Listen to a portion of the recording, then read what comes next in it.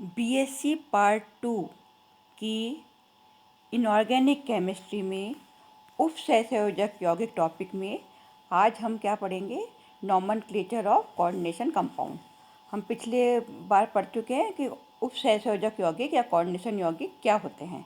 आज हम पढ़ेंगे कि जो उपसहसंयोजक यौगिक होते हैं उनका नामकरण कैसे, किस आधार पर होता है। ये क्या होता है? आईयूपीएसी के नामकरण प्रणाली के आधार पर होता है। तो इसके कुछ नियम निर्धारित किए गए हैं, वो इस तरह हैं। पहला नियम क्या है कि जो सामान्य लवण हम जैसे लिखते हैं उसमें क्या लिखते हैं, दो शब्दों में लिखते हैं। सबसे पहले पॉजिटिव आयन को, फिर नेगेटिव आयन को लिखते हैं। तो जिस तरह सामान्य लवण को लिखते हैं उसी तरह से कोऑर्डिनेशन कंपाउंड्स का भी नामकरण किया जाता है। और ये जो पॉजिटिव आयन है और नेगेटिव आयन है, इन दोनों के मध्य में थोड़ा सा रिक्त स्थान छोड़ दिया जाता है। जैसे कि साधारण लवण NaCl है, उसको हम क्या लिखते हैं? Sodium chloride. उसी तरह से संकुल लवण का एग्जाम्पल है इसमें कोबाल्ट का। तो उसमें कोबाल्ट है, उसमें कोबाल्ट और हेक्सामीन, ये तो पॉजिटिव आयन है, और क्लोराइड जो है वो नेगेटिव आयन है। तो पहले तो हम पॉजिटिव आयन लिखेंगे हेक्सामीन कोबाल्ट, उसके बाद में लिखेंगे क्लोराइड। तो ये तो पहला नियम हुआ। दूसरा नियम क्या हुआ? ये जो पॉजिटिव आयन जो है उसको हम जब लिखेंगे उसको क्या कहते हैं? सहसंयोजक एंटिटी। तो उसका नाम लिखते समय पहले लिगैंडो का नाम लिखेंगे, फिर धातु का नाम लिखेंगे। जैसे इसमें पहला जो एग्जांपल दे रखा है आयरन वाला, तो उसमें क्या है? छः छः एक्वा आयन है, 6 वाटर मॉलिक्यूल है जिसको कि एक्वा कहते हैं। तो इसमें जो लिगैंड है एक्वा है, तो उसको पहले क्या कहेंगे? Hexa aqua. और उसके बाद में इसके मेटल का नाम लिखेंगे, और उसके बाद में इसके ऊपर कितनी ऑक्सीडेशन नंबर है, सेकंड है, +2 है तो 2 आयन लिखेंगे। तो पहला जो नाम है हेक्सा एक्वा आयरन 2 आयन। इसी तरह से दूसरा एग्जाम्पल बता रखा है इसमें। इसमें क्या है? लिगेंड्स क्या है? अमीन है, और उनकी संख्या कितनी है? 6 है। तो हेक्सा अमीन, फिर मेटल का नाम लिखेंगे कोबाल्ट, और 2 चार्ज है इसलिए 2 आयन। तो उसका एग्जाम्पल क्या हुआ? हेक्सा अमीन कोबाल्ट 2 आयन। ये क्या है? दूसरा नियम। तीसरा नियम है, जो संकुल यौगिकों में जो लिगैंड होते हैं वो 3 प्रकार के होते हैं, ऋणायनिक, उदासीन और घनायनिक। तो इनको अंग्रेजी वर्णमाला के क्रम में लिखा जाता है, चाहे इन पर कोई सा भी आवेश हो।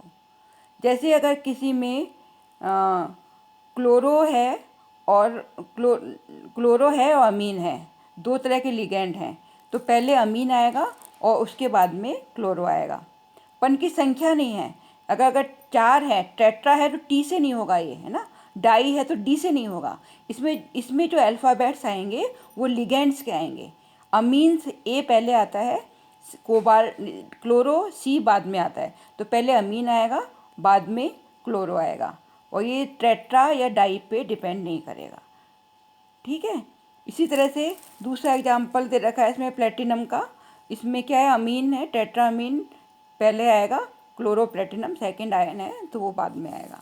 तो ठीक है। तो तीसरा नियम क्या है कि जो लिगैंडों की संख्या है, एक से अधिक प्रकार के लिगैंड हों, तो वो किस तरह से अंग्रेजी वर्णमाला के क्रम में लिखेंगे।